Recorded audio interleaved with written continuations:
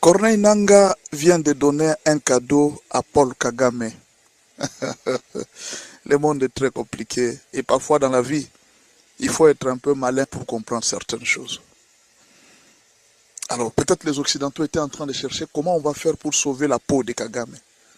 Et Kagame a trouvé une stratégie. Non, on va chercher un Congolais, on va le mettre à la tête du mouvement.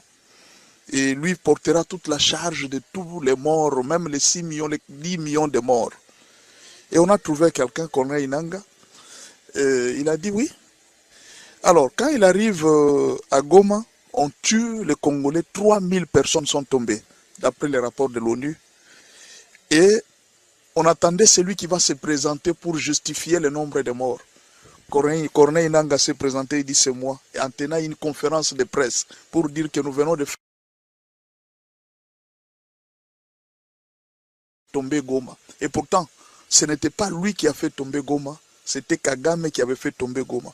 Mais lui accepte seulement que c'est moi, alors que ce n'était pas lui, parce qu'il voulait prouver aux Congolais qu'il est intelligent. Voilà, juste après, l'ONU publie tout. Cette fois-ci, on ne cache rien, parce qu'on a trouvé quelqu'un. Si c'était pour Kagame, tu as déjà vu l'ONU parler de 10 millions de morts, on ne parle pas. Il y a même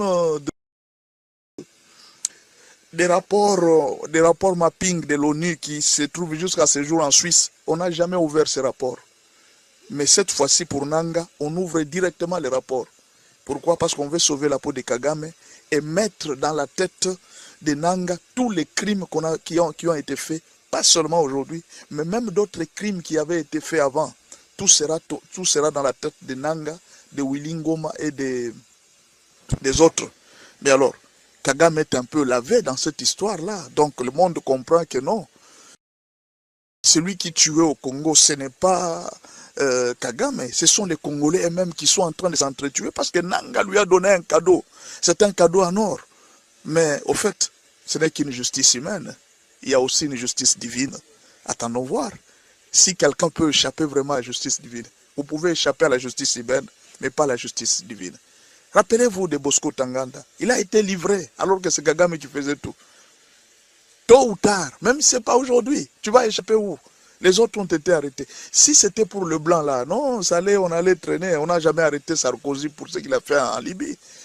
Mais pour le noir là, et vous tombez par chance tué devant, on pose la question à Kagame, tes soldats sont à Goma. Il dit je ne sais pas. Je ne sais pas si mes soldats sont à Goma. Donc, une façon de dire, demandez à Nangaa. Moi, je ne connais pas. Donc, ça, c'est pas mon affaire, c'est Nangaa.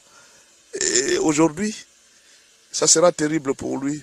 Malheur à cause de la haine, à cause peut-être d'une erreur dans la vie.